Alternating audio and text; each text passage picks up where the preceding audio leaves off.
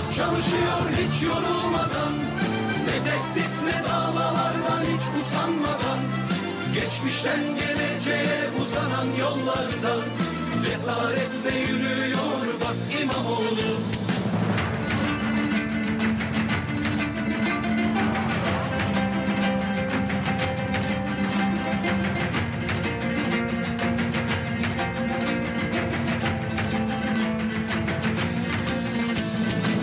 Unutmadığı millete ettiği yemini, şehri İstanbul'un şehremini, 16 milyonun helal hakkını hakkıyla temsil ediyor bak İmamoğlu. Gece gündüz çalışıyor hiç yorulmadan. Ne tehdit ne davalardan hiç usanmadan. Geçmişten geleceğe uzanan yollardan cesaretle yürüyor bak İmamoğlu. Gece gündüz çalışıyor hiç yorulmadan. Ne tehdit ne davalardan hiç usanmadan. Geçmişten geleceğe uzanan yollardan cesaretle yürüyor bak İmamoğlu.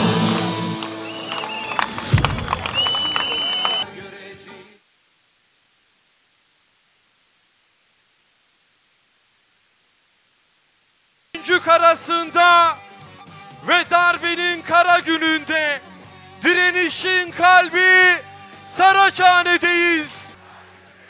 Ya hep beraber, ya hep beraber. Sevgili dostlar, Vatan Caddesi'nden başlayan gençlik korteji, Gençlik Kolları Genel Başkanı kayyum zihniyetine geçit yok. Bugün 19 Mart'tan bu yana kampüslerden yükselen ve sokaklarda yankılanan direniş meşalesinin 100. günü. Bu 100 gün baskılarla, ablukalarla, gözaltılarla geçti. Binlerce arkadaşımız sokakta darp edildi. Yüzlercesi demokratik haklarını kullandığı için hukuksuzca tutuklandı. Ama biz buradayız ve biliyoruz. Bu saldırılar büyüyen öfkemizin ve yükselen mücadelemizin karşısında iktidarın duyduğu korkunun ürünüdür.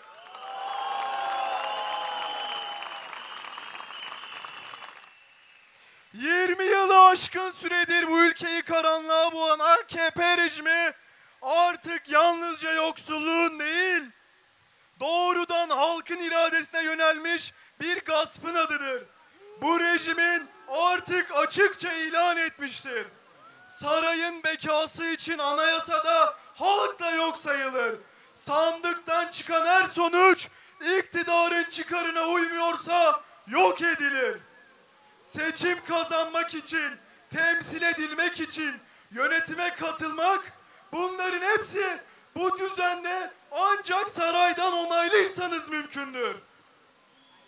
Bugün Türkiye'de iktidarın kayyum adıyla yürüttüğü şey bir yönetim biçimi değil, apaçık bir sivil darbedir.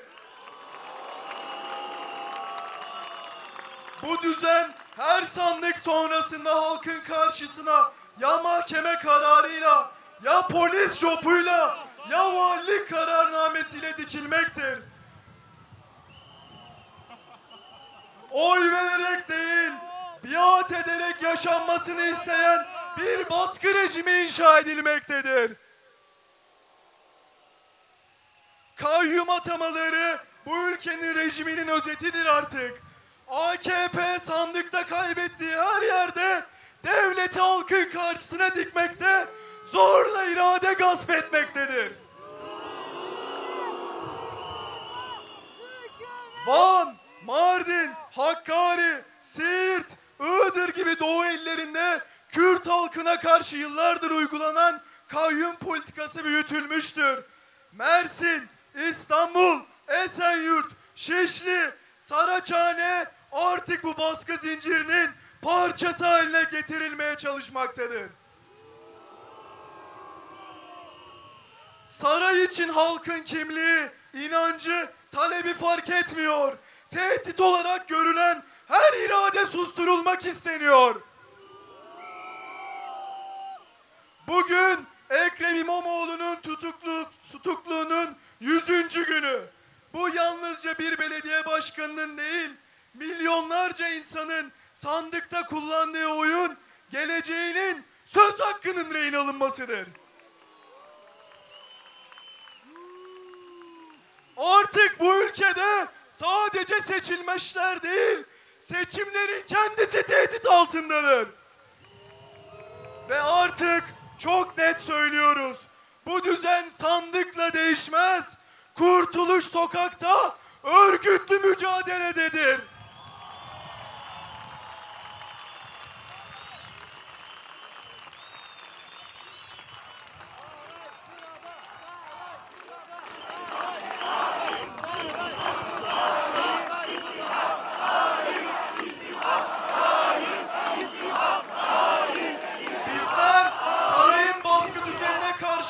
Halkın iradesinin yanında saf tutmak için 19 Mart direnişinde olduğu gibi bugün de buradayız ve burada var olacağız.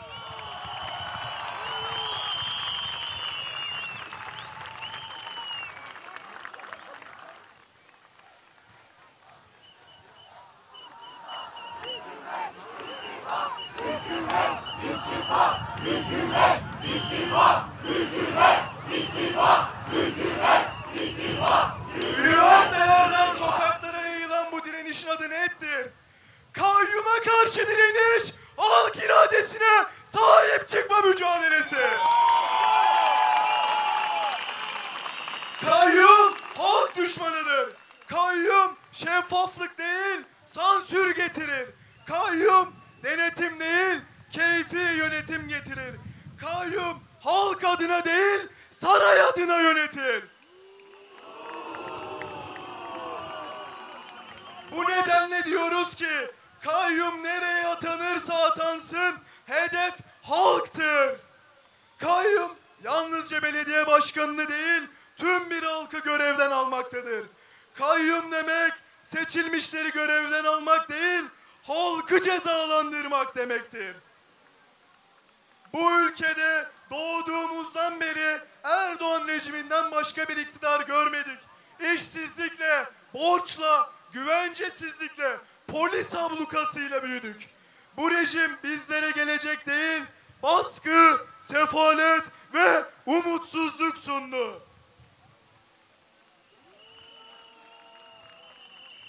Kadın arkadaşlarımız sokakta, evde, kampüste katledilirken iktidar aile yapısını kutsadı, faillere sahip çıktı.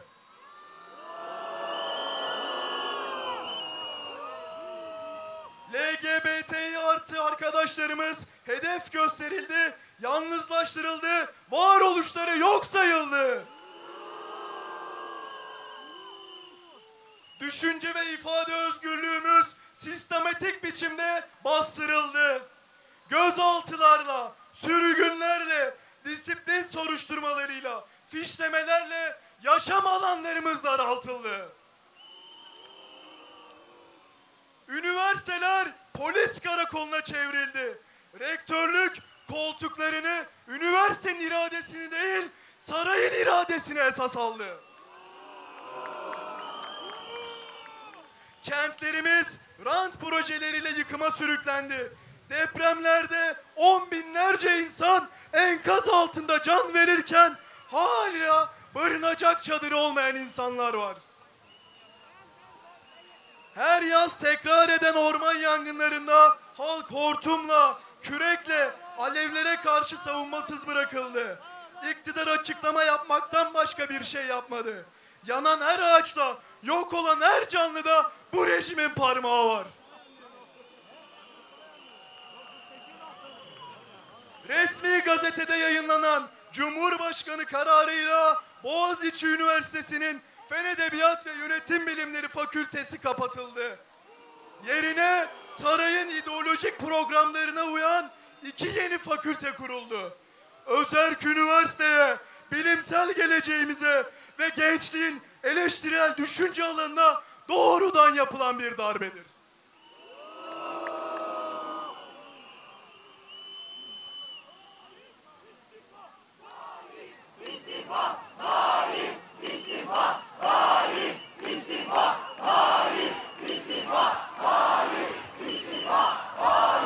Dün gece Taksim'de Madımak anmasından bir gün önce Leman dergisinin Beyoğlu'ndaki binası "Yaşasın şeriat" sloganlarıyla taşlı sopalı bir grup tarafından saldırıya uğradı.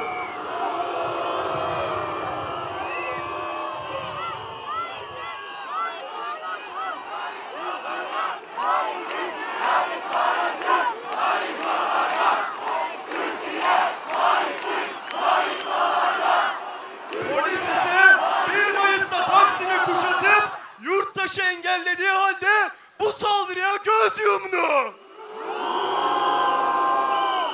İktidarın açık fiili desteğini perdeleyen cılız oluşturmalarla yetinmesi bu saldırıyı besleyen şeriatçı, faşist çetelerin devletten ne kadar güçlü destek aldığını gösteriyor. Bugün burada Saraçhane'deyiz. Çünkü bu düzenle uzlaşmıyoruz.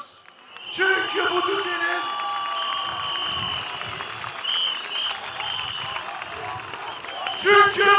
düzenin kayyumuyla, yargısıyla, kolluğuyla, medyasıyla, kurumlarıyla hesaplaşmadan özgür bir gelecek kurulamaz.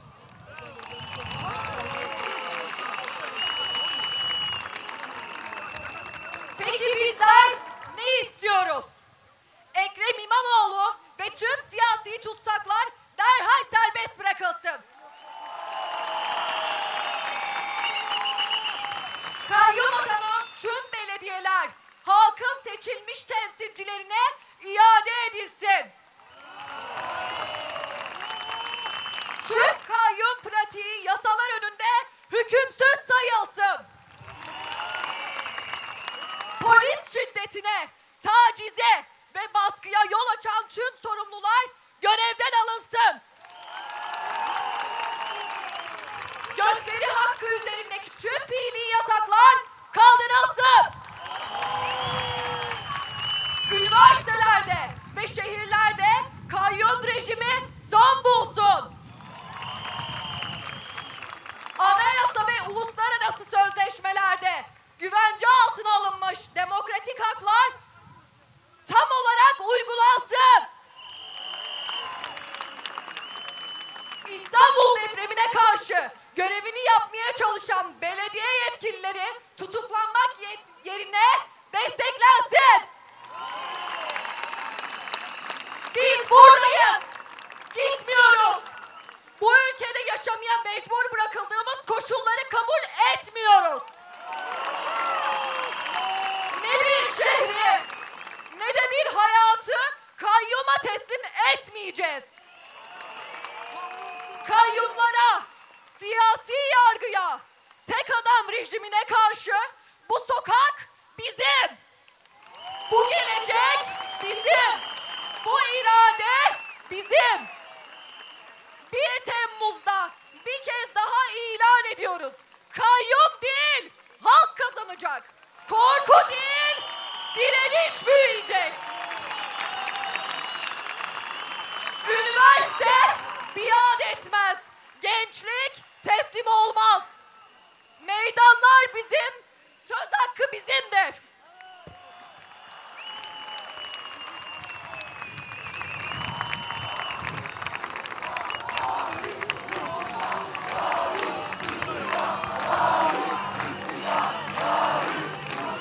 Emir arkadaşımızı ve Taylan arkadaşımızı kocaman alkışlar mısınız lütfen?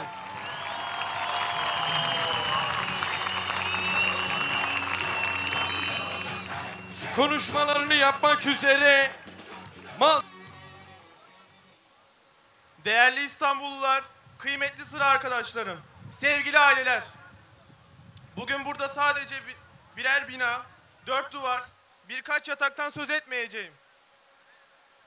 Bugün burada gençlerin geleceğini şekillendiren umut yuvalarından eşitliğin, dayanışmanın ve adaletin teminatı olan İBB yurtlarından bahsedeceğim.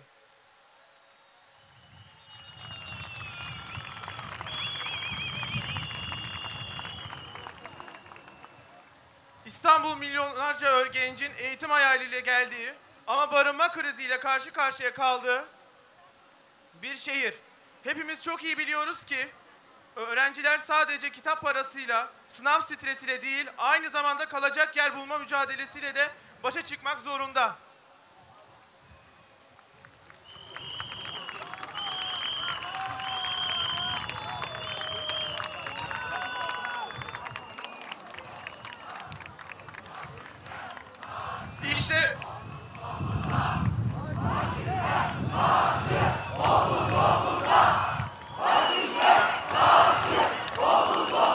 İşte tam da bu noktada İBB yurtları gençler için bir can simidi olmuştur.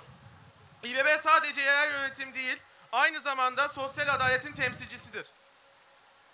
Ve işte bu anlayışla İstanbul'un dört bir yanında güvenli, konforlu, çağdaş yurtlar inşa edildi. Farklılıklara saygı duyarak bir araya yaşadığı demokratik değerlere büyüdüğü alanlara dönüştü. İBB yurtları lüks değil, bir haktır.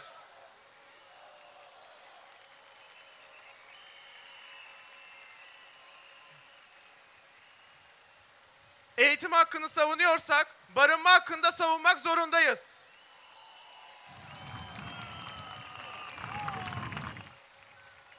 Bugün özel yurtların ve apartların fahiş fiyatlarına karşı İBB yurtları bir nefes oldu. Aileler evlatlarını gönül rahatlığıyla emanet edebiliyor. Gençler kimseye minnet etmeden özgürce okuyabiliyor.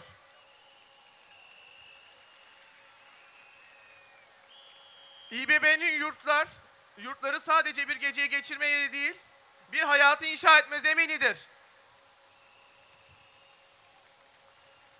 Burada sabah kahvaltısıyla başlayan günler atölyeleriyle, seminerlerle sosyalleşme alanına dolup taşar. Gençler yalnız değildir, sahipsiz değildir. Çünkü bu kentte onların arkasında halk var, emek var, dayanışma var. Bugün birilerine göre sadece bir yurt ama bize göre bir umuttur.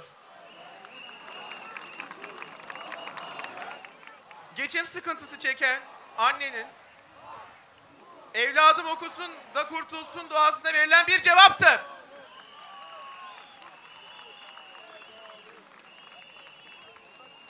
Geleceğe bir adım daha yaklaşan bir öğrencinin gözyaşına tutulan bir mendildir.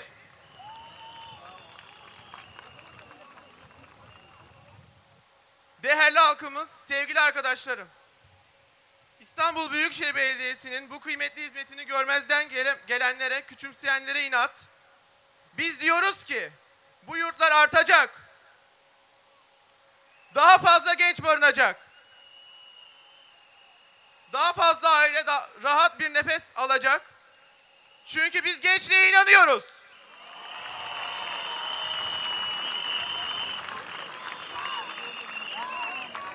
İBB yurtları sadece bir hizmet değil, bir duruştur. Emeğin, eşitliğin ve halkçılık belediyeciliğin bir göstergesidir. Ve bu duruş büyüyerek, devam ederek çünkü İstanbul gençlerini güzelleşir. Çünkü İstanbul gençlerin evidir.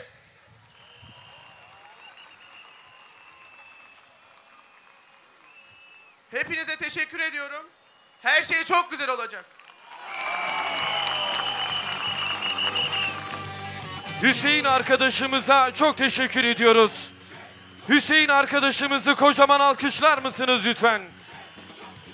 Aramızda bulunamayan Ankara Büyükşehir Belediye Başkanımız Sayın Mansur Yavaş'ın mesajını okuyorum sizlere. Milletimizin iradesine sahip çıkma kararlılığıyla Saraçhane'de bir araya gelen tüm yurttaşlarımızı yürekten selamlıyorum. Ankara Büyükşehir Belediye Başkanı olarak şeref konuğu sıfatıyla davet edildiğim kardeş şehrimiz Viyana'da 200'ü aşkın kentin katılımıyla 2 yılda bir düzenlenen Dünya Kentler Zirvesi Belediye Başkanları Forumu'na katıldığım için aranızda olamıyorum. Bugün burada olmasam da mücadelemiz ortak, yolumuzun bir olduğunu unutmayın. Ne yaşıyorsak hep birlikte yaşıyoruz. En ağırını da birlikte yaşıyoruz. Hukuksuzluğu, adaletsizliği de. Çünkü hukuk olmadığında aç da olmuyor, ekmek de, güven de, huzur da. Bugün halkın oylarıyla seçilmiş Ekrem Başkanımız dahil 11 belediye başkanımız cezaevinde.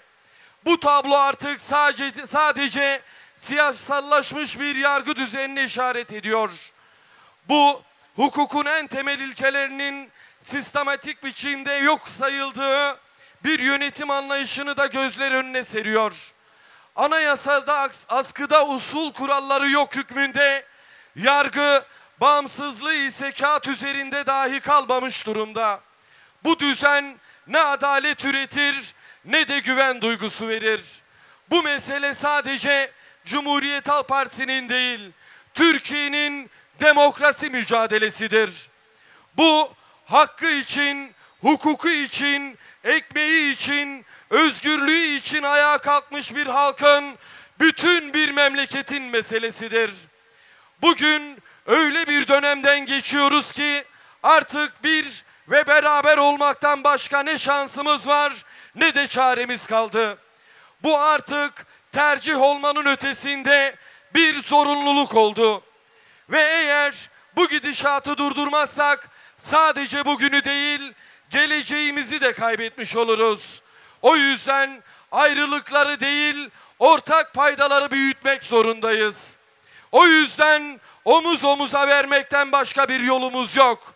Unutmayın, o sandık gelecek, sonra da ülkeye hak gelecek, hukuk gelecek, adalet gelecek. Hepinize en derin sevgi ve saygılarımı sunuyorum. Kalbimle yanınızdayım. Umudu da, mücadeleyi de hep birlikte büyüteceğiz. Ankara Büyükşehir Belediye Başkanı Mansur Yavaş.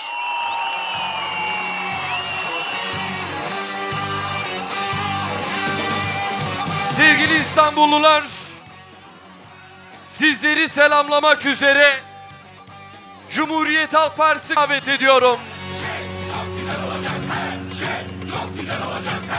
Cumhuriyet Halk Partisi İstanbul İl Kadın Kolları Başkanımız Hatice Selli Dursun aramızda. Hoş geldiniz diyorum.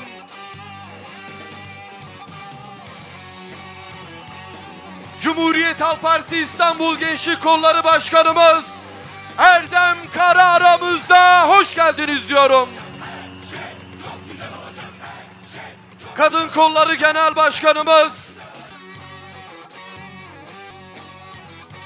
sevgili İstanbullular, Cumhurbaşkanı adayımız Ekrem İmamoğlu'nun mesajını okumak üzere Cumhuriyet Halk Partisi İstanbul İl Başkanımız Özgür Çelik'i davet ediyorum.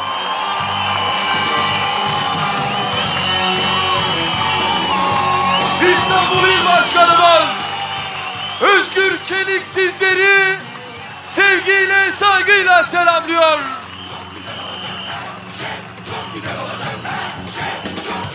İstanbul, nasılsınız, iyi misiniz? 100 gün önce bir sel olup Saraçhane'ye akan halkımız burada, barikatları aşan, korku duvarlarını yıkan öğrencilerimiz burada.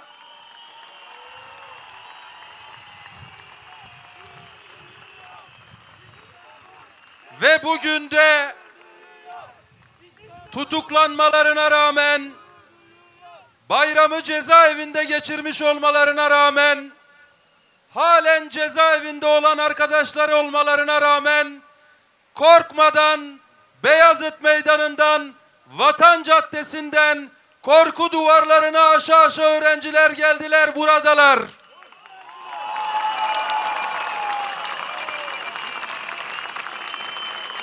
Ve hayatın her alanında eşitlik arayan kadınlar burada.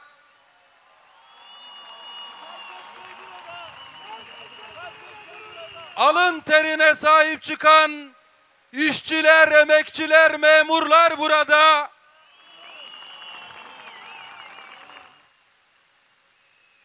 Alın çizgileri gün geçtikçe derinleşen emekliler burada.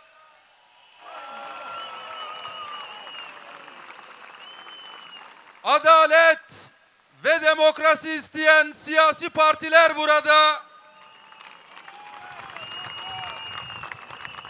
Bugün Saraçhane bir kez daha milletin evi olmuştur. Bu Saraçhane, bu meydan tarihin her döneminde adaletin meydanı oldu. 1960'larda işçiler burada miting yaptılar. Burası emeğin meydanı oldu. 2019'da hatırlayacaksınız, 2019'da yeniden kazandık. Daha büyük kazandık ve Saraçhane demokrasinin meydanı oldu.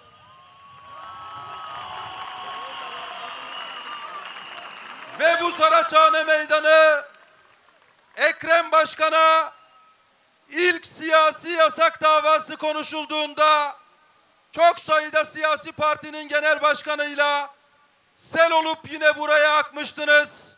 O günde adaletin meydanı olmuştu ve bu Saraçhane 19 Büyükşehir Belediye Başkanımız Sayın Ekrem İmamoğlu'nun mesajını okuyorum.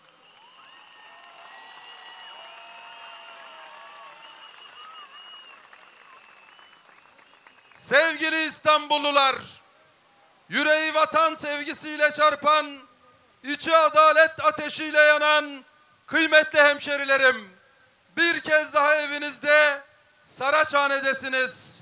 Sizinle gurur duyuyorum. Hoş geldiniz.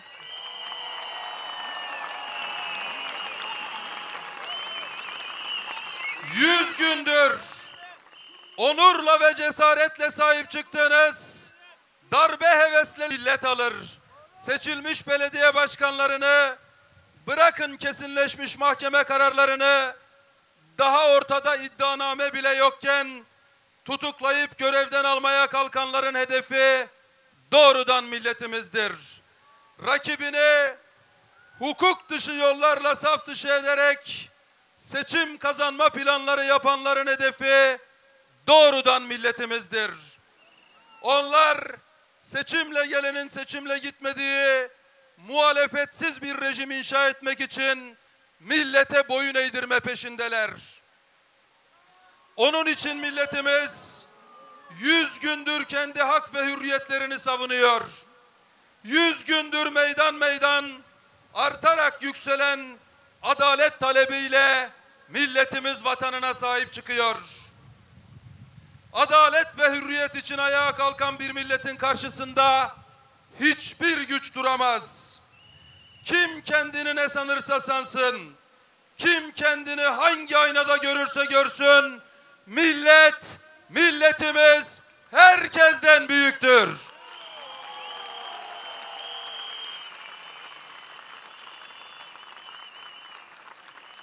Mühür kendini sultan zannedenler de değil, milletimizdedir. Günü gelir, sandık kurulur ve milletin vicdanı son kararı verir. Sevgili hemşerilerim, ben Silivri zindanında geride bıraktığım günlerin hesabını tutmuyorum. 100 günde olsa, 1000 günde olsa fark etmez. Milletimin vicdanında mahkum olmadığım sürece kendimi esaret altında kabul etmiyorum, etmeyeceğim.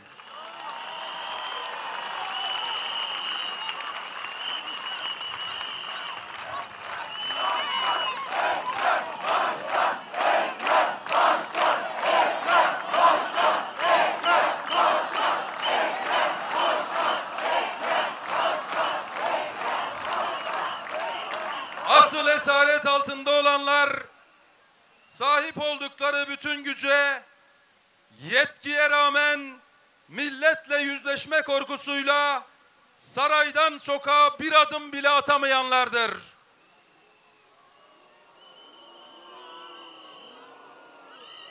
Asıl esaret altında olanlar, koltuklarını kaybettikleri gün etraflarında tek bir kişi bile bulamayacak olanlardır. Ben 19 Mart'tan önce İstanbul'un sokaklarında, meydanlarında, çarşılarında, pazarlarında hangi duyguyla dolaşıyorsam, buradan çıktığım günde aynı duyguyla dolaşacağım.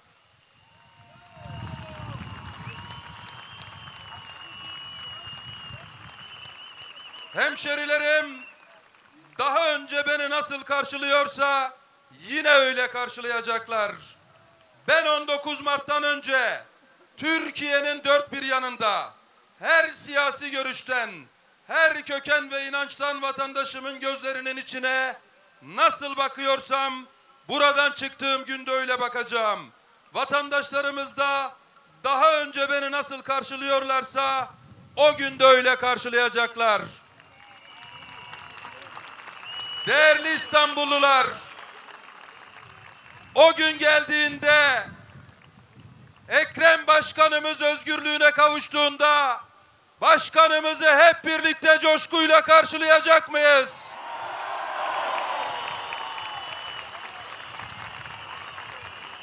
Diyor ki başkanımız, işte beni güçlü ve cesur kılan budur.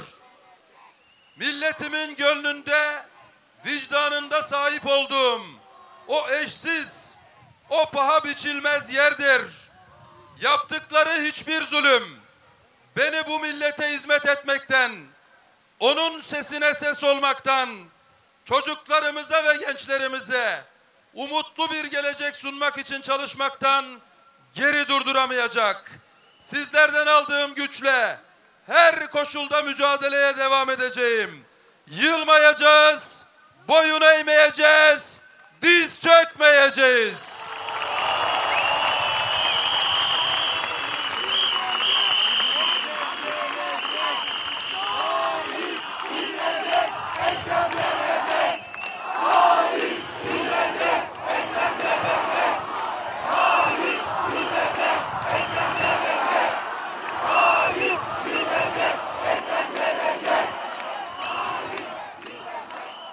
İnancımızı hep koruyacağız.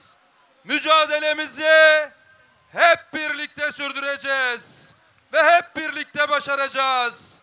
Türkiye herkes için, her yerde adaletin hakim olduğu, fikri hür, vicdanı hür, irfanı hür insanların mutlu ve güzel ülkesi olacak.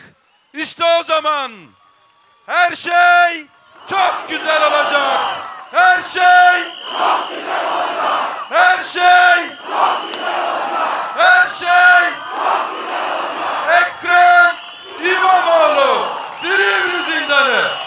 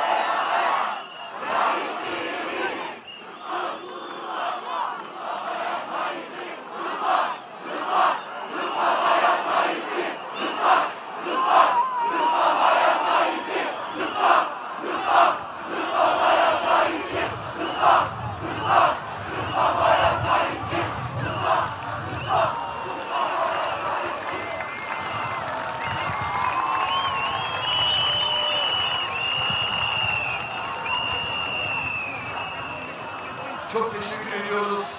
İstanbul İl Başkanımız Sayın Özgür Çelik'e. Sevgili dostlar, ezanı Muhammed'i okunuyor. sizlerden bir süreliğine sessizlik rica ediyoruz.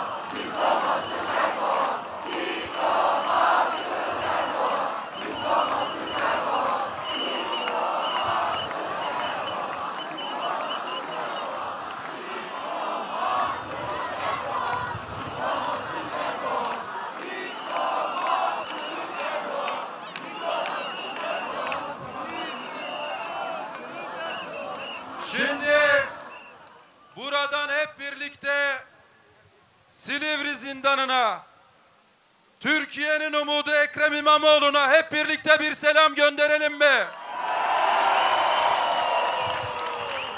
Tutuklu belediye başkanlarımız, Profesör Doktor Ahmet Özer'e bir selam gönderelim mi?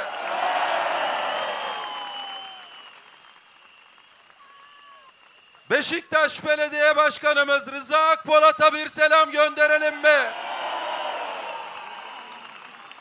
Beykoz Belediye Başkanımız Alaaddin Köseler'e bir selam gönderelim mi? Şişli Belediye Başkanımız Emrah Şahan'a bir selam gönderelim mi? Ve çok ciddi sağlık sorunları var.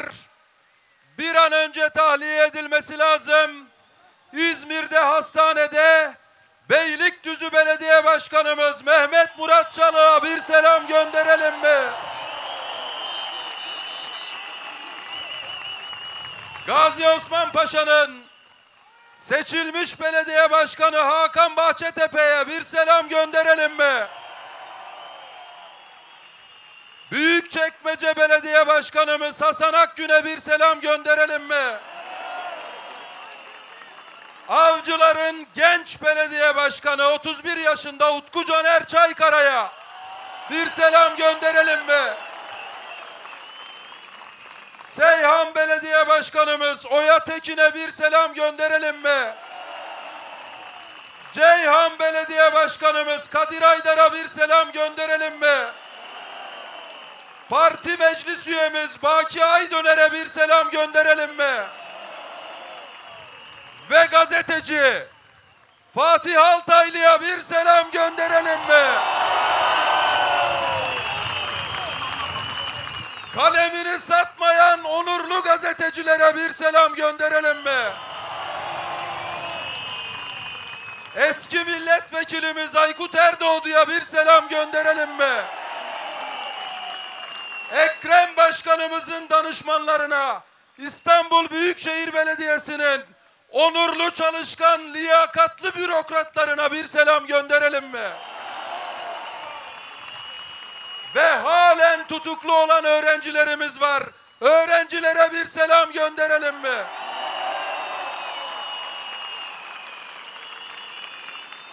Bu kentin ağacını, doğasını savunan Gezi tutsaklarına bir selam gönderelim mi? Eski belediye başkanlarımıza, bütün siyasi tutuklulara hep birlikte bir selam gönderelim mi? Hepinizi saygıyla ve sevgiyle selamlıyorum. Sağ olun, var olun. Çok teşekkür ediyoruz İstanbul İl Başkanımız Özgür Çelik. Sevgili İstanbullular, sizleri selamlamak üzere bizleri hiçbir zaman yalnız bırakmayan Cumhuriyet Halk Partisi önceki dönem Genel Başkanımız Hikmet Çetin Genel Başkanımız Hikmet Çetin sizleri sevgiyle, saygıyla selamlıyor.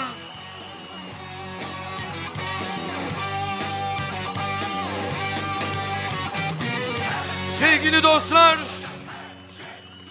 Genel Başkanımız Sayın Özgür Özel'in daveti üzerine 42 yıl mücadele ettiği baba ocağı Cumhuriyet Halk Partisi'ne geri dönen Muharrem İnce aramızda. Hoş geldiniz diyorum. Muharrem İnce sizleri sevgiyle, saygıyla selamlıyor. Ve Mehmet Pehlivan'a Saraçhane'den selam gönderiyoruz.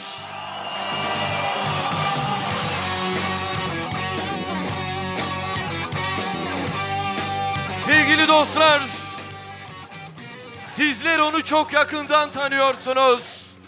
Ablanız, kız kardeşiniz, Cumhurbaşkanı adayımız Ekrem İmamoğlu'nun kıymetli eşi Dilek Kaya İmamoğlu'nu sizleri selamlamak üzere buraya davet ediyorum. Dilek Kaya İmamoğlu sizleri sevgiyle, saygıyla selamlıyor.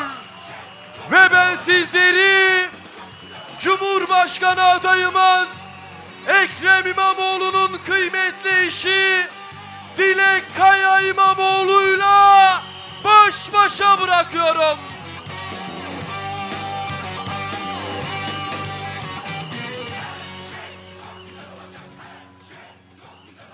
çok güzelsiniz. Yine çok güçlüyüz. Yine bir aradayız. Hepiniz hoş geldiniz. Bugün tam 100 gün oldu. Tam 100 gündür sevgili eşim Ekrem İmamoğlu tutuklu.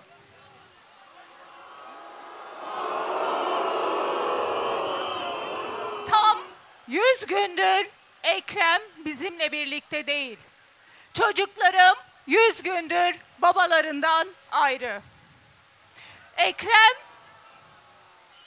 ailesinden, anne babasından, sevdiklerinden uzakta, 4 duvar arasında bir zindanda yatıyor.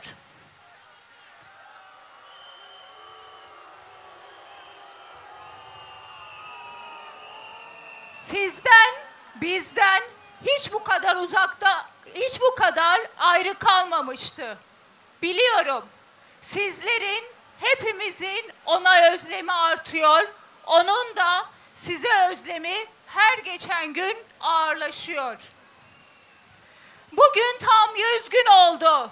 Bir şafak vakti Ekrem'i evimizde gözaltına aldılar.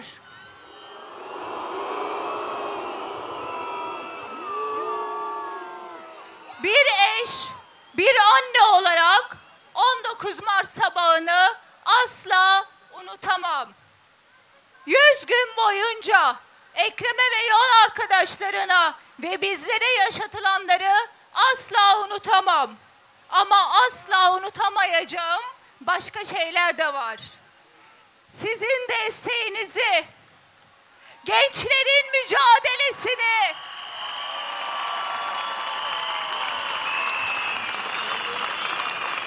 Türkiye'nin dört bir yanında haksızlığa ve hukuksuzluğa karşı sesini yükseltenlerin cesaretini asla unutmayacağım.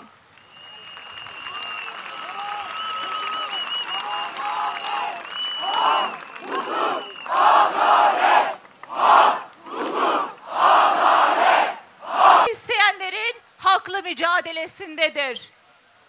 100 karası bu operasyonla Ekrem'in de ifade ettiği gibi Ekrem ve yol arkadaşları yargılanmıyor, cezalandırılıyorlar.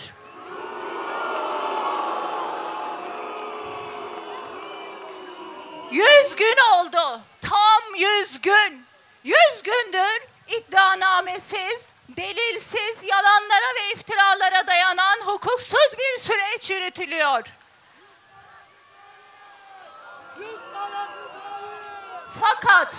Fakat cezalandırılanlar sadece onlar değil. Eşlerinden ayrı kalan kadınlar.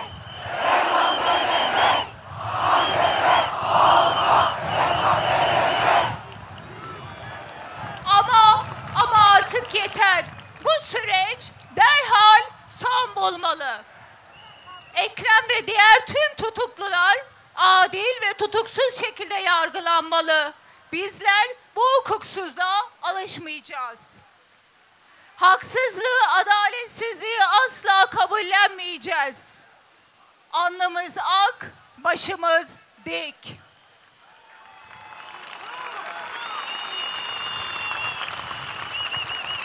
Yapılan hukuksuzlukları, yaratılan mağduriyetleri milletimiz görüyor. Ve milletimizin vicdanı bu adaletsizliği asla kabul etmiyor. Sonunda kazanan vicdan olacaktır. Buna tüm kalbimle inanıyorum.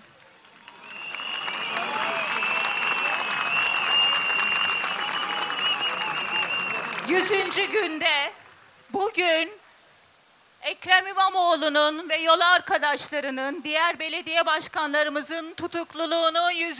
gününde sizler hiç bıkmadan, usanmadan bu haklı mücadelemize destek verdiğiniz için hepinize yürekten teşekkür ediyorum.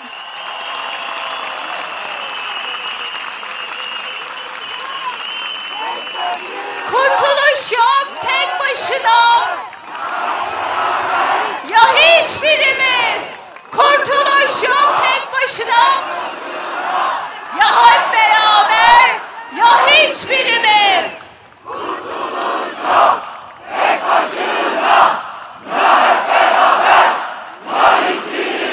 teşekkür ediyoruz. Ekrem Başkanımızın kıymetli eşi Dilek Kaya İmamoğlu'na. Sevgili dostlar, Çiçek Küçük kaybolmuş. Ailesi otobüsün solundaki ambulansta bekliyor. Kıymetli dostlar, şimdi sizleri selamlamak üzere Ekrem Başkanımızın emaneti İstanbul'umuza gözü gibi bakan İstanbul Büyükşehir Belediyesi Başkan Vekilimiz Nuri Aslan'ı davet ediyorum.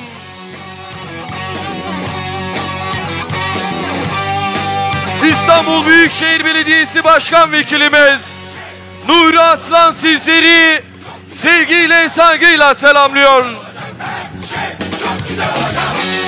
Güzel Cumhuriyetimin vatansever evlatları, sizleri çok ama çok daha fazla bekletmeden şimdi buraya, huzurlarınıza 19 Mart darbesine karşı durarak Saraçhane'yi bir avuç insana teslim etmeyen, milyonlarla birlikte meydanlarda mücadele eden Türkiye'nin kararlı ve cesur lideri Cumhuriyet Halk Partisi'nin Genel Başkanı Özgür Özel'i davet ediyorum.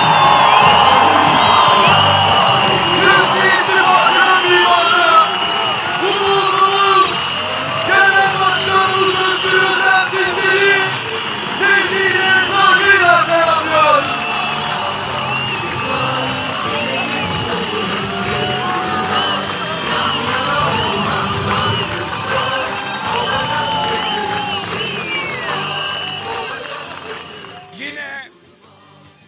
Yine kitapları, türküleri, bayraklarıyla geldiler. Dalga dalga aydınlık oldular. Yürüdüler karanlığın üstüne. Meydanları zapt ettiler yine.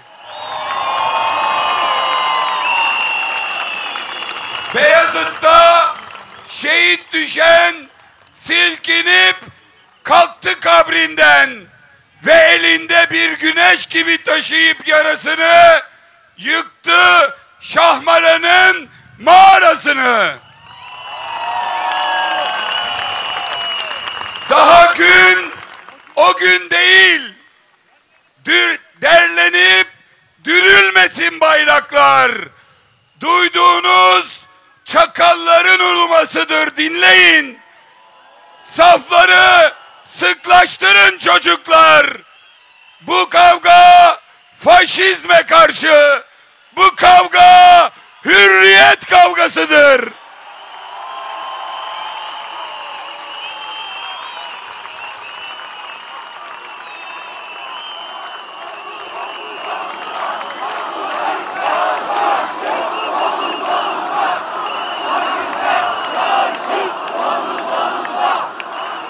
Bugün yine hep birlikte her şeyin başladığı yerdeyiz.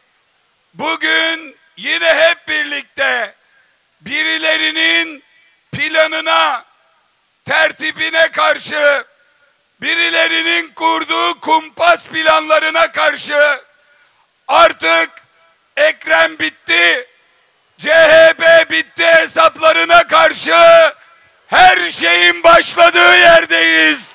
Saraçhane'deyiz. Saraçhane'deyiz.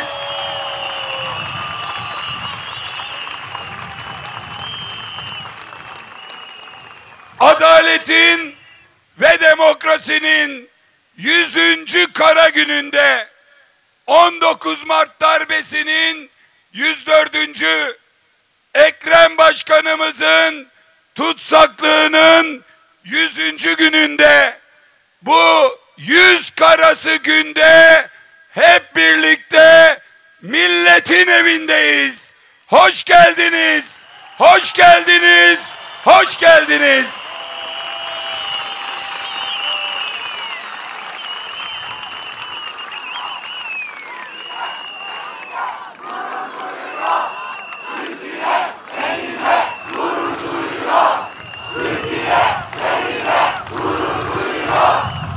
Sevgili gençler, değerli emekçiler, efendiler, burada hep birlikteyiz. Gözümün içine bakın. Gözünüzün içine bakıyorum. Siz 19 Mart'ta da bir hafta boyunca 7 gün 7 gece Saraçhane'de omuz omuza yan yana birlikte durdunuz. Gecenin karanlığında adaleti haykırdınız. Birliğimizi, beraberliğimizi savundunuz. İradenizi savundunuz. Seçtiğinizin arkasında durdunuz. Siz faşizme karşı, darbecilere karşı, cuntaya karşı boyun eğmeyenlersiniz. Ben hepinizle gurur duyuyorum. Hepinizle gurur duyuyorum.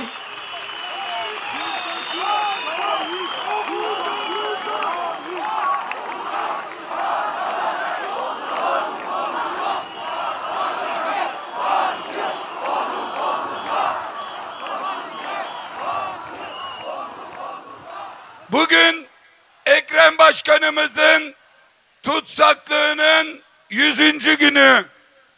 100. günde 100. günde bir kez daha Saraçhane'de eylemdeyiz.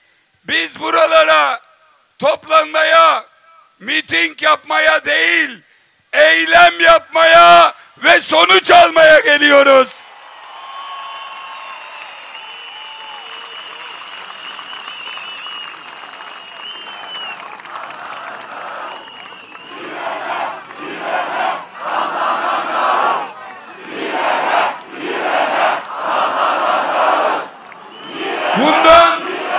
Bundan tam 100 gün önce Erdoğan televizyonların karşısına çıktı. Sizin 4. eylem gününüzdü. Dedi ki bir ay sonra birbirlerinin yüzüne bakamayacaklar. Ailelerinin gözünün içine bakamayacaklar. Ey Erdoğan, bu sözden beri 1 ay değil 3 ay geçti. 100 gün geçti. Biz bugün ailelerle beraberiz. Yan yanayız, omuz omuzayız, göz gözeyiz. Kimsenin gözünden gözünü kaçıracak hali yok. Biz birbirimizin yüzüne değil, emanet evlatlarına bakacak kadar kardeşiz.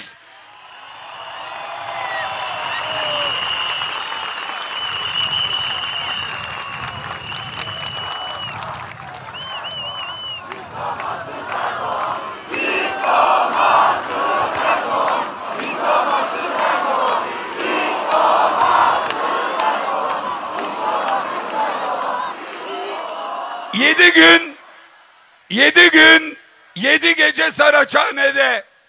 Sonra köprüyü geçip, Anadolu'ya geçip, Maltepe'de 2,2 milyon kişiyle. Sonra her cumartesi bir ilde, 11 ilde, her çarşamba bir ilçede, İstanbul'da bir ilçede, 10 ilçede, bugüne kadar 29 büyük mitingde birlikteydik. Bugün akşam sayı 30, hep birlikte buradayız. Mücadeleye devam ediyoruz.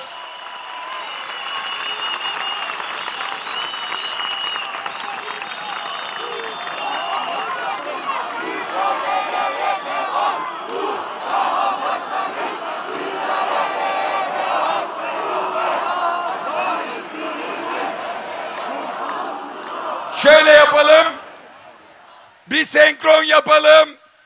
Herkes çok güzel sloganları ayrı ayrı yerlerden, bir başına kilometrelerce olan bu meydandan haykırıyor.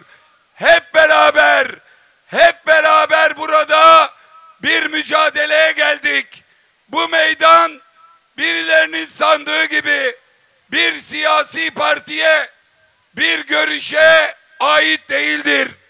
Bu meydan İstanbul'daki bütün demokratların, sosyal demokratların, muhafazakar demokratların, milliyetçi demokratların, Kürt demokratların, sosyalist demokratların hep birlikte olduğu bir meydandır. Burası milletin meydanıdır. Demokratların meydanıdır. Bu meydana gelen herkes bilir. Bu meydanı gören, evlerinden izleyen, yürekleri bu meydanda atan herkes bilir ki bu meydanın ötekisi yoktur. Bu meydanda diğer yoktur. İtilen, kakılan, dışlanan yoktur. Bu meydan bilir ki kurtuluş yok tek başına. Kurtuluş yok. Tek başına. Hep beraber. Naiz birimiz. Kurtuluş yok. Tek başına. Hep beraber. Naiz birimiz. Yok mu müziği bu? Yok mu müziği bu? Kurtuluş yok tek başına. 19 Mart akşamı bunu bilerek tek başına kurtulmayacağımızı, hep beraber mücadele edeceğimizi bilerek sadece Ekrem Başkan'a değil, tüm belediye başkanlarımıza, tüm siyasi partilerin genel başkanlarına, siyasi tutsaklarına özgürlük isteyerek bu meydanda toplandık. İyi ki geldik, iyi ki mücadeleyi verdik, iyi ki bir aradayız. Bizim arkadaşlarımız belki zindandalar ama moralleri yüksek, motivasyonları yüksek, inanıyorlar. Biz haklıyız ve biz kazanacağız. Onları zindanlara atanlar saraylarda oturuyor ama yerin 7 kat dibindeler. Korkuyorlar. Kaybedecekler. Kaybedecekler.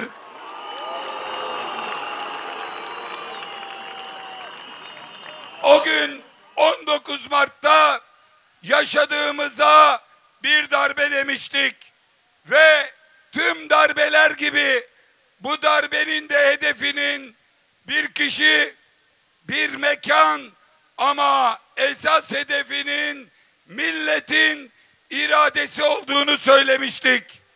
Her darbenin bir bildirisi olur. Bunun da vardı. 19 Mart'ta servis ettikleri 550 milyar lira yolsuzluk var. İmamoğlu suç örgütüdür diye servis ettikleri haber. Bu darbenin bildirisidir. Tüm darbe bildirileri gibi önce TRT'den okunmuştur.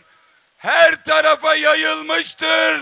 Ancak milletin vicdanından dönmüştür.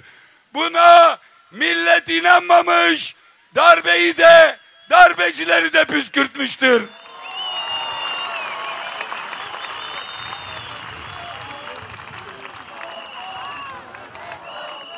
Her darbenin bir planı olur.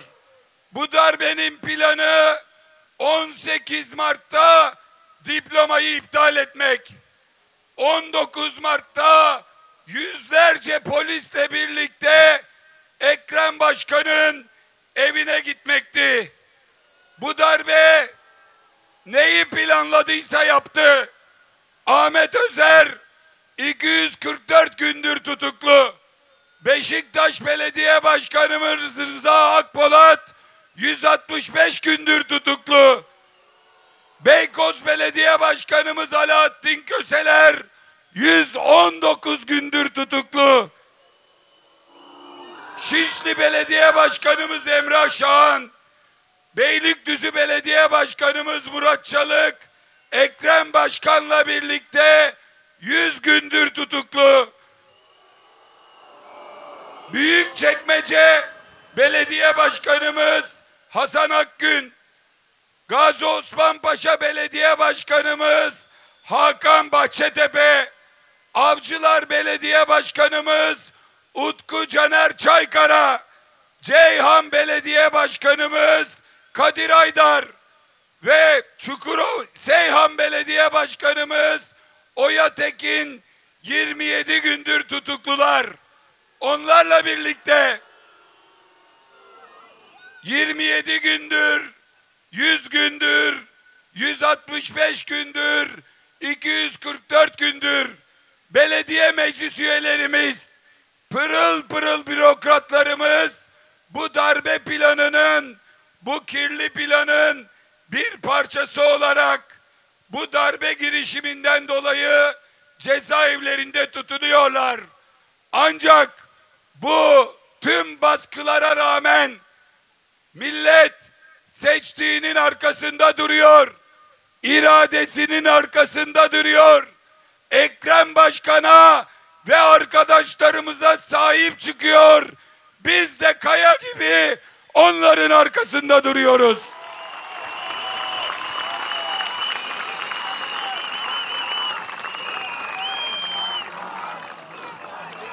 Her darbenin başında bir cuntası olur.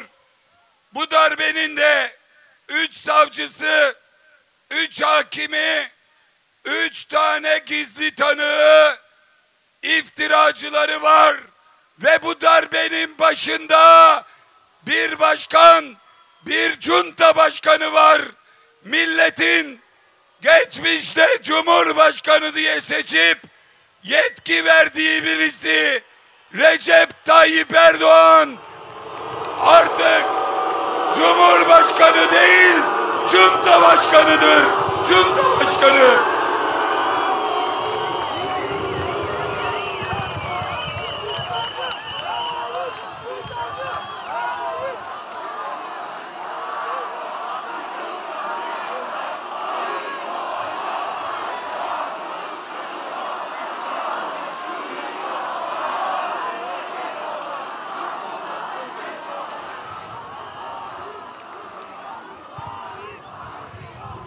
Her darbenin bir görevlendirme listesi olur.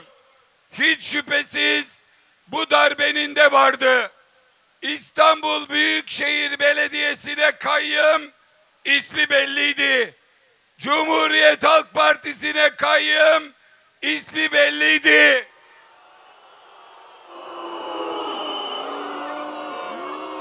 Bu millet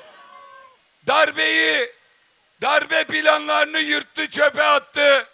Bu millet, sizler meydanlarda bu darbeye direndiniz. Birileri darbe için direnirken sizler özgürlüğünüz, iradeniz için direndiniz. Ve birileri darbe beklerken, kayyım beklerken siz Cumhuriyet tarihinin en büyük direnişini, en büyük mücadelesini ortaya koydunuz. Her birinizle ayrı ayrı gurur duyuyoruz.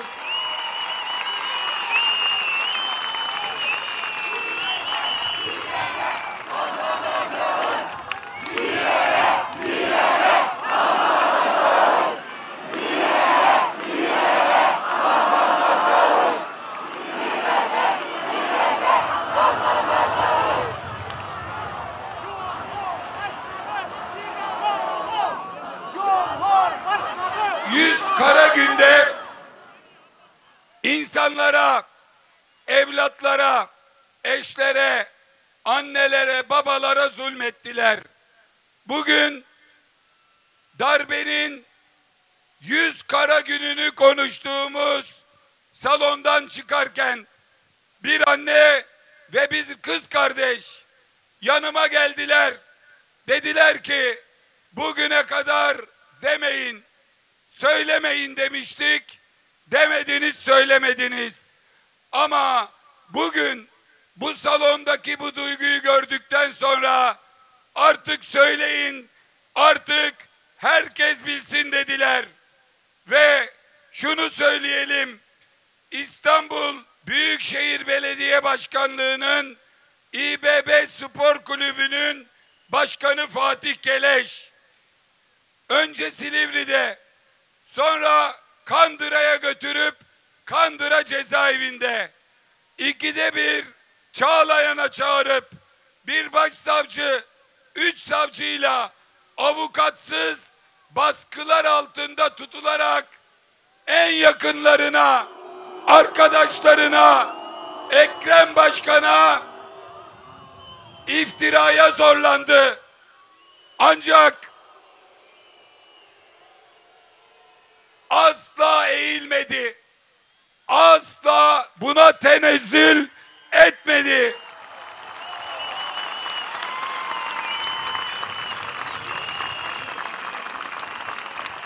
Çağlayan'dan Kandıra'ya dönme.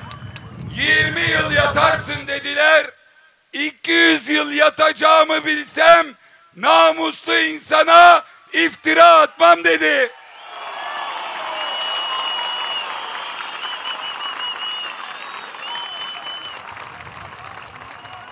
Şimdi bu adalet cellatları Fatih Keleş'e çoluğun çocuğun var, 26 yaşında bir oğlun var deyip bir hatırlatma yaptılar. Fatih Bey duydu, duymazdan geldi. Bu kadarını da yapamazlar dedi. 26 yaşındaki oğlu alındı. 26 yaşındaki oğlu Mustafa bir gün gözaltına alındı. Mahkeme karşısına çıkarıldı.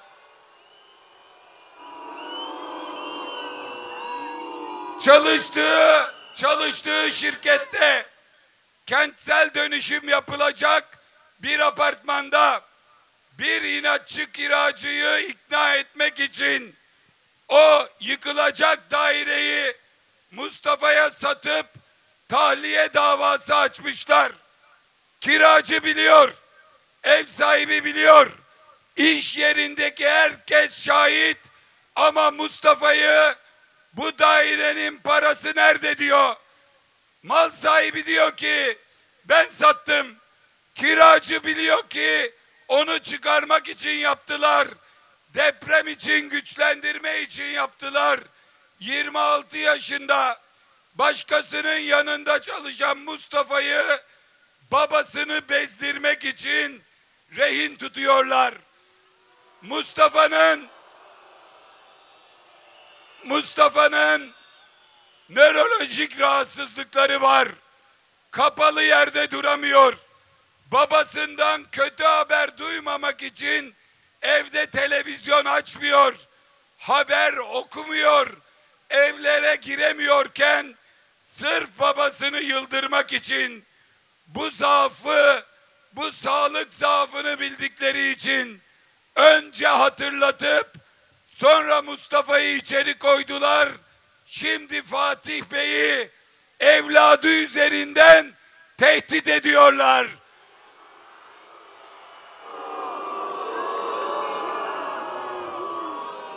Annesi dedi ki bugün, annesi öyle hikayeler duydum ki artık Türkiye'de duysun Mustafa'yı dedi. Türkiye duysun Fatih'in nasıl direndiğini, nasıl yalana, iftiraya sapmadığını, nasıl namuslu bir adam olduğunu.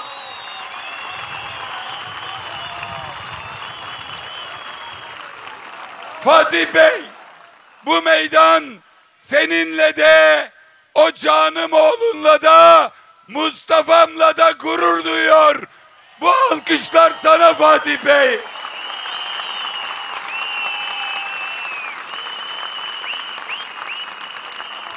Yüz günde hem içeride hem dışarıda direncimizi kırmaya, umudumuzu kaybettirmeye, bizi sindirmeye, gel bak, şuraya bir imza at, hadi evlatlarına kavuş diyerek en büyük kötülükleri yapanlara şöyle sesleniyoruz.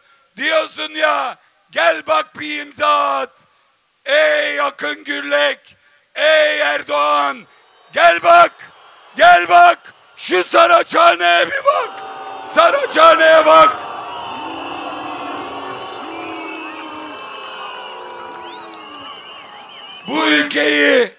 Bu ülkeyi korkanlar, sinenler, teslim olanlar değil, direnenler kurtardı, direnenler kurdu.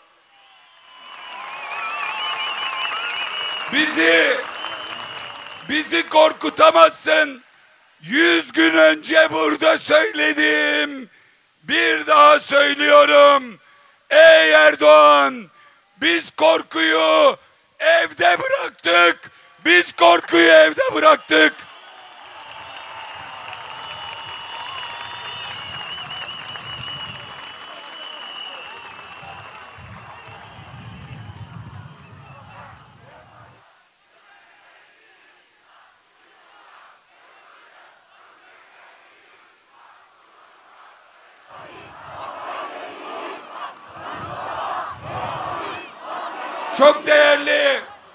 Çok değerli İstanbullular, İstanbul'un demokratları, burası Saraçhane, burası İstanbul Büyükşehir Belediyesi'nin tarihi binası.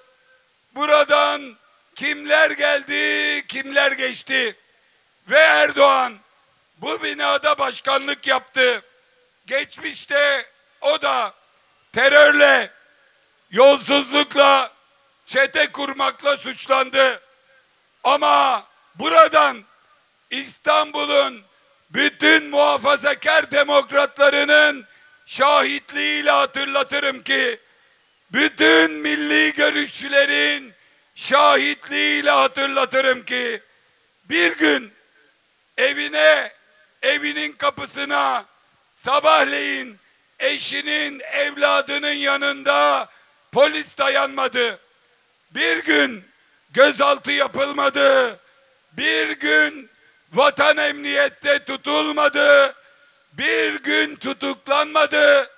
Tutuksuz yargılandı. Ceza aldı. Yine tutuklanmadı. Yargıtay'a gitti. Onaylandı. Yine kapısına polis yollanmadı. Telefon açtılar. Pınarhisar cezaevi hazır. Cezanız onaylandı. Yatmaya gelin dediler. Bu kapıdan çıktı. Bu meydana geldi. Bu meydanda halka hitap etti. Davulla zurnayla cezaevine gitti. Şimdi bir gün gözaltına alınmayan, tutuklanmayan, ne oldu? Ambulans. Bak şura, çok yakın, çok. Şuraya ambulans bayılmış, bak birisi görüyorum. Abicim atlasana şuradan, bana bakıyor.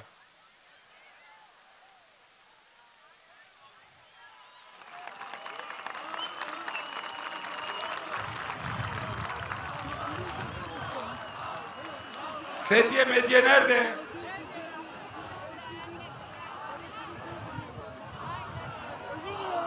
Yüzörlük bak. Şuraya bakıyor musun? Bak burada.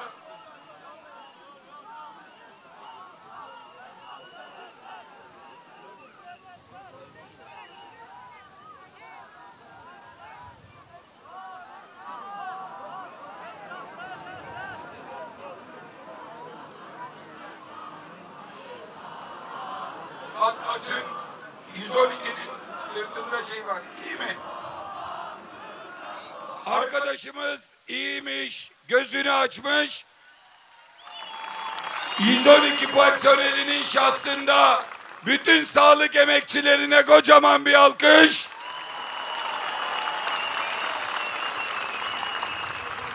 Erdoğan bir gün gözaltında olmadı. Bir gün tutuklanmadı. TRT ekranlarında hakkında, ailesi hakkında bir gün iftiralar yayınlanmadı.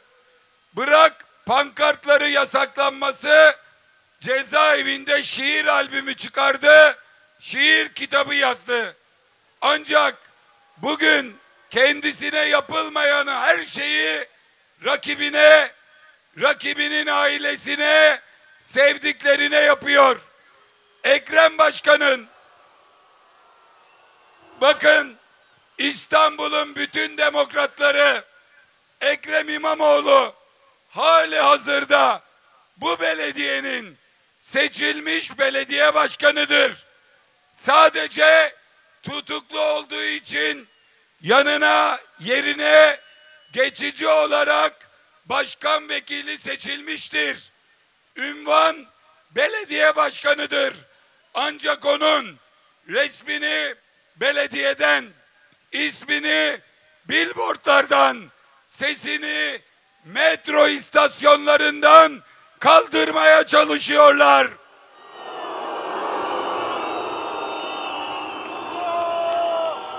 Erdoğan belediye başkanlığını kaybettiğinde ona yapılmayan muamele belediye başkanı ünvanı sürerken yapılıyor.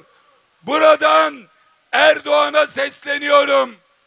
Ekrem Başkan'ın afişinden, broşüründen, resminden, sesinden korkuyorsun. Ancak korkunun ecele faydası yok.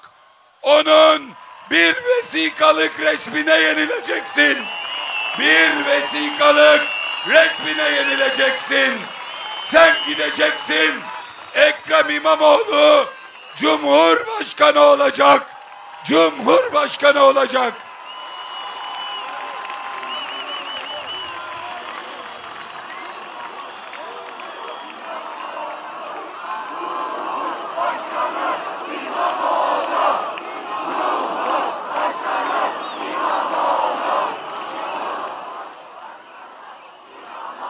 Bir durun.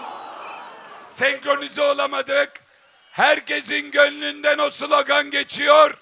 Şimdi bu slogan ta Tuzla'dan Silivri'ye kadar İstanbul'u inletiyor. Cumhurbaşkanı İmamoğlu! Cumhurbaşkanı İmamoğlu! Cumhurbaşkanı İmamoğlu! Cumhurbaşkanı İmamoğlu! O zaman zamanı geldi. Anlayanlar anladı. Olabiliyorsa meydanı aydınlatan ışıkları bir kapatalım. Meydanı aydınlatan seyyar ışıkları kapatalım. Minibüslerin üstünden yanan seyyar ışıkları kapatalım. Yiğidimize, aslanımıza, yiğitlerimize seslenmek için cep telefonlarının ışıklarını yakalım. Gelsin bakalım yiğidim, aslanım.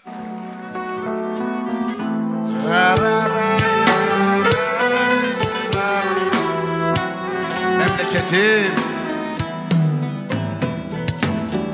şu sığlanın ufak tefek yolları, arıdan sızıdan tutmaz elleri. Beyazıt ışıkları görelim, Beyazıt. Biz göreceğiz sizi, yakın. Ta Beyazıt meydanına kadar insan var. Yakın ışıkları görelim. Arıdan sızıdan tutmaz elleri. Tepeden tırnağa, tepeden tırnağa şiir gülleri, Türkiye'nin güzellikleri. Aslanım,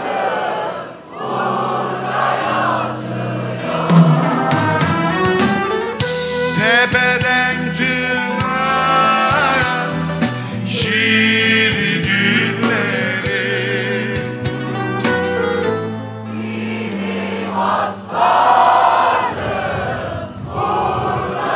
Devamlı hatırlıyorsunuz.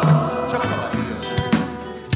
Ne bir haram yedi, ne cana kıydı, ekmek kadar temiz, su gibi ayrı. Bir daha.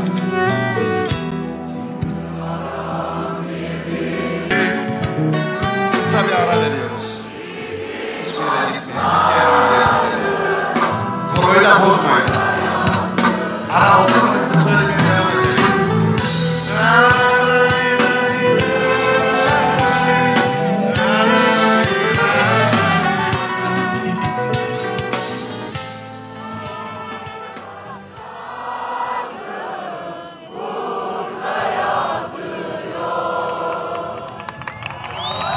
Harikasınız.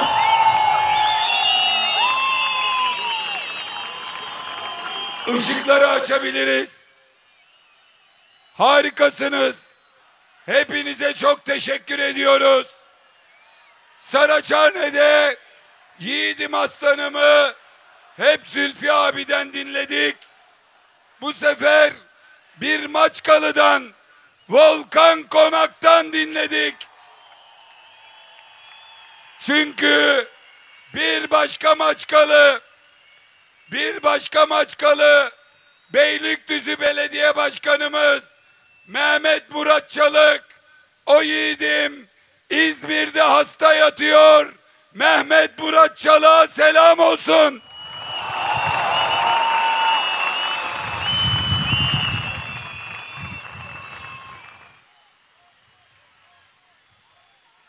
Biz bu yargı darbesine direnirken birisi de çıkmış, ben şiir okudum diye ceza aldım, hukuk mücadelesi verdim, yargıyı tanımıyorum demedim diyor.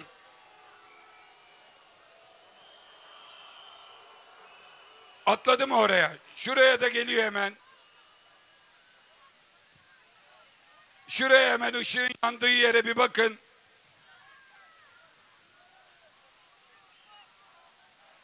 Işıkları açın çocuklar. Seyyar ışıkları açın. Açın seyyar ışıkları. Şimdi bugün çıkmış, ben şiir okudum, yargıya kafa tutmadım diyor. O dönem Türkiye'de hukuk varmış ki hukuk mücadelesi verdin. O dönem Yargıtay'dan karar kesinleşene kadar kimsenin aklından seni tutuklamak geçmemiş, bir de çıkmış hukuk hatırlatması yapıyorsun. O gün başsavcıyla konuşan var mıydı? O gün Bülent Ecevit, o gün Mesut Yılmaz her akşam başsavcıya telefon açıyor muydu? Başsavcılar gelip Cumhurbaşkanıyla, Başbakanla direkt konuşup onlara sana verdikleri gibi tekmil veriyorlar mıydı? Senin gibi yargıya talimat veriyorlar mıydı? Ancak şu kadarını söyleyeyim, utanmadan, sıkılmadan ben yargıyı tanımıyorum demedim diyorsun. Sana soruyorum Erdoğan, daha geçen sene en üst mahkemeyi, Anayasa Mahkemesi'ni kararına uymuyorum, saygı da duymuyorum diyen sen değil miydin? Hiç utanmıyor musun?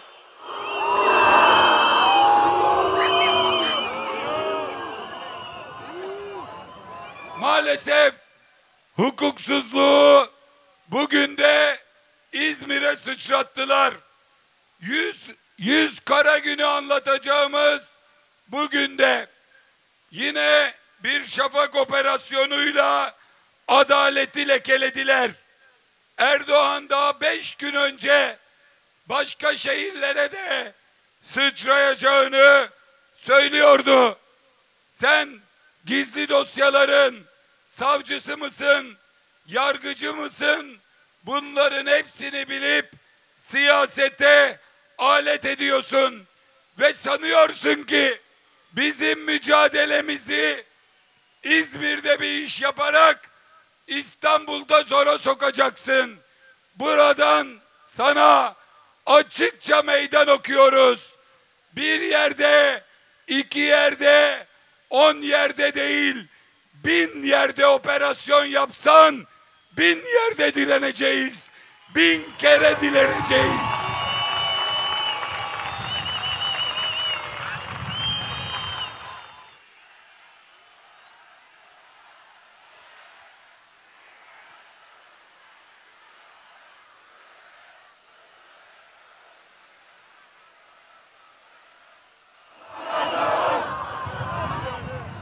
Yapılan bu adaletsizlikler ekonomiye zarar veriyor. Ekmeği küçültüyor. Asgari ücretliye zam için bulunamayan paranın 120 katını darbe için bulanlar var. Tarımda çiftçinin borcuna faizi bile kaldırmayanlar bu faiz yükünün 20 katını Ekrem Başkan'a darbe için kullanıyorlar. Öğrencilere yurt veremeyenler, burs vermeyenler darbeye para buluyorlar. Buradan, bu güzel meydandan söylüyoruz. Andolsun ki bu haramilerin saltanatı bitecek. Andolsun ki emekçiler kazanacak. Emekçiler kazanacak. Öğrenciler kazanacak. Biz kazanacağız. Türkiye kazanacak.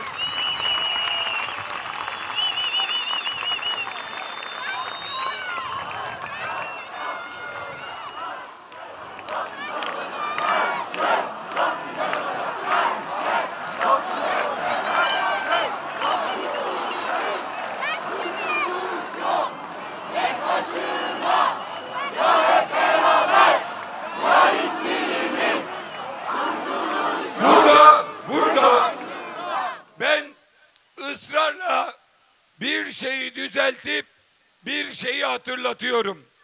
O da şu: biz bu sloganları atınca Tayyip Erdoğan şöyle diyormuş: İyi oldu, 12,5 milyon üyemiz var. Korkarlar, CHP gelirse bizden hesap soracakmış derler. Evladının işinden korkar, torununun mülakatından korkar, CHP'den korkar, döner yine bize oy atar diyormuş. Buradan AKP'nin seçmenine yoksulluğu sömürülerek üye yapılanlara, torununun mülakatı hatırına kaydolanlara, patronunun baskısıyla, başka sebeple yazılanlara ya da iyi olur diye düşünüp televizyona bakıp aldanıp ama bugün pişman olanlara diyoruz ki bundan sonraki seçim Cumhuriyet Halk Partisi'nin kazanacağı ama kimsenin kaybetmeyeceği seçimdir.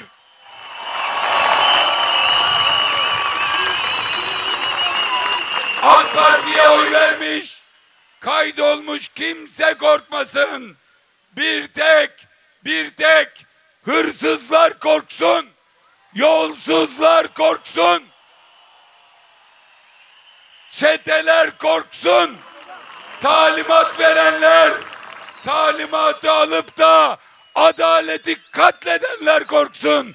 Onlardan hesap soracağız, hesap soracağız, hesap soracağız.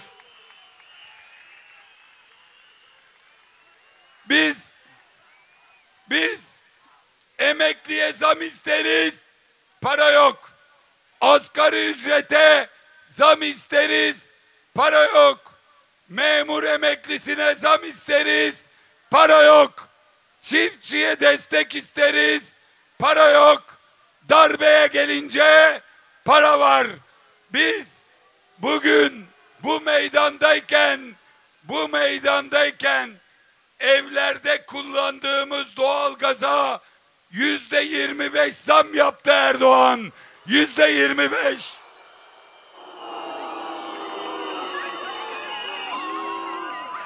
Geçen ay 2000 lira gelen doğalgaz faturası bu ay 2500 lira gelecek ve bunun bir tek sebebi var. O da bu darbedir. Bu darbecilerdir. Bu darbecilerden hesap soracağız. Bu milleti bu iktidardan derhal kurtaracağız.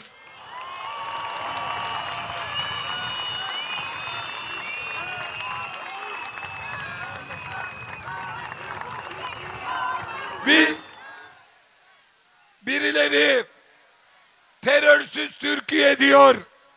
Elbette Cumhuriyet Halk Partisi de tarihsel bir tutarlılıkla terör bitsin, barış gelsin, analar ağlamasın, kimsenin anasının gözünden yaş akmasın. Bu ülkenin parası teröre değil, hizmete, emekliye, emekçiye, öğrenciye, esnafa, çiftçiye gitsin istiyoruz. Ancak sadece terörsüz Türkiye demekle olmuyor. Terörsüz ve demokratik bir Türkiye istiyoruz. Terörsüz ve çetesiz, mafyasız bir hukuk devleti istiyoruz.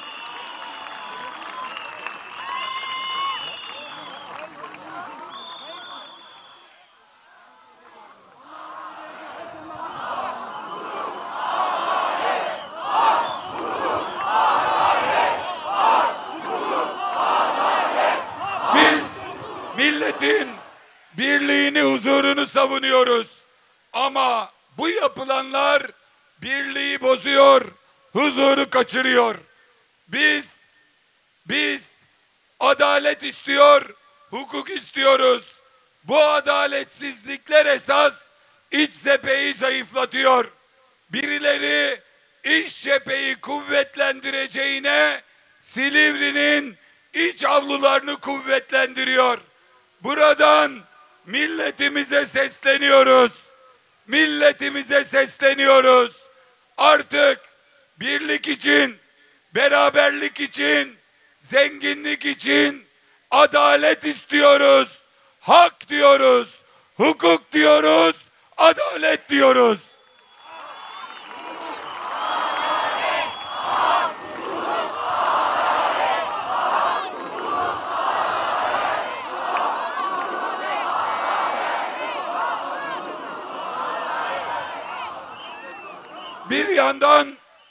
Bir yandan Türkiye'nin görmediği mitingleri yaparken diğer yandan dünya siyasi tarihinin en büyük imza kampanyasını yapıyoruz.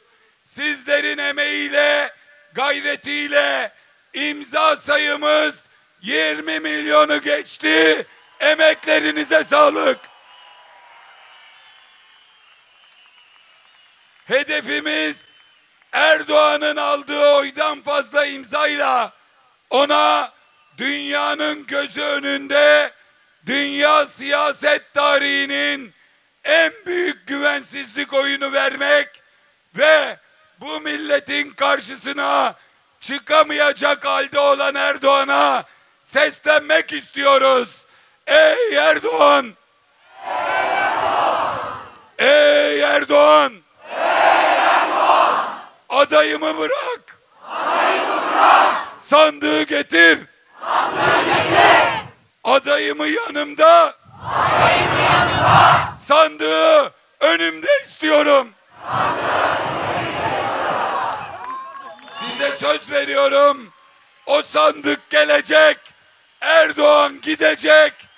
İktidar gelecek. Huzur gelecek. Adalet gelecek.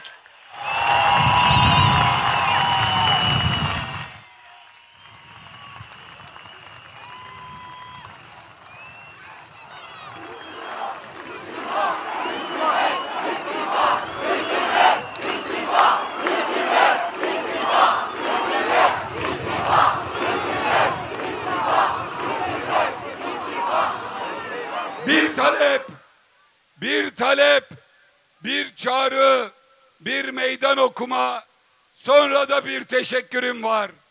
Talebimiz şunadır. Diyoruz ki biz birbirimize güveniyoruz. Babamıza, eşimize, belediye başkanımıza güveniyoruz. Arkadaşlarımıza güveniyoruz. Erdoğan'a sesleniyorum. Eğer sen de o savcına, o başsavcına güveniyorsan kaçma. Yargılamaları TRT'den canlı yayınlayın. Biz buradayız. Kendimize güveniyoruz. TRT'den verin ki millet iftirayı da duysun, cevabını da görsün. Biz buradayız. Hodri meydan.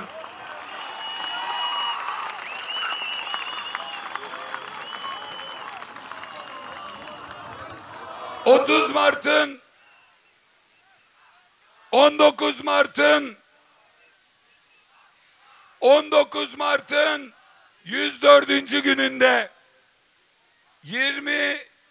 23 Mart'ın 100. gününde bugün buradaysak, Türkiye'de 30 dev miting yaptıysak, bu binada bir kayyum değil de İstanbul'un seçtiği bir belediye başkan vekili oturuyorsa, Cumhuriyet Halk Partisi'nin başında bir kayyum, bir butlan yoksa,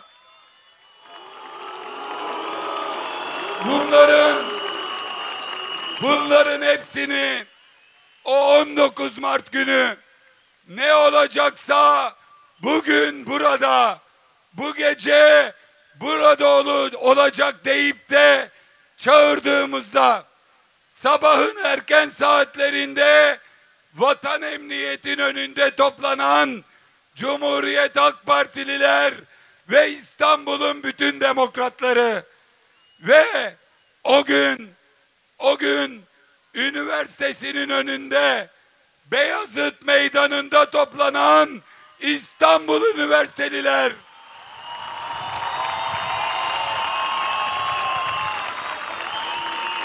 bariyerleri yıkıp da geldiniz. Omuz omuza geldiniz.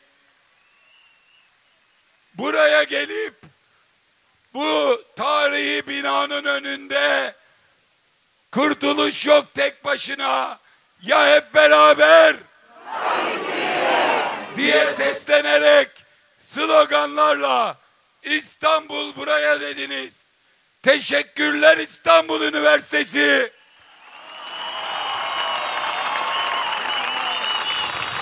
Teşekkürler Boğaziçi. Teşekkürler Yıldız Teknik Üniversitesi. Teşekkürler Marmara Üniversitesi. Galatasaray Üniversitesi'ne teşekkür. Mimar Sinan'a teşekkür. Teşekkürler İstanbul Teknik Üniversitesi.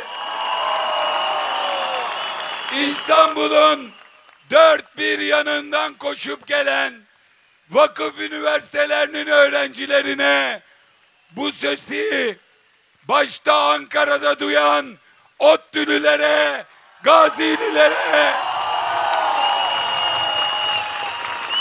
bütün Türkiye'nin gençlerine teşekkür ediyoruz. Geleceğinize sahip çıktınız. Sizi seviyoruz. Her birinize yürekten teşekkür ediyoruz. O gün Beyazıt'tan buraya yürüyenler yine burada mı? Yürümeye devam edelim mi? İktidara hep birlikte gidelim mi? Haramileri yollayıp halkın iktidarını hep birlikte kuralım mı? Hazır mıyız? Hazır mıyız? O zaman yürüyelim arkadaşlar.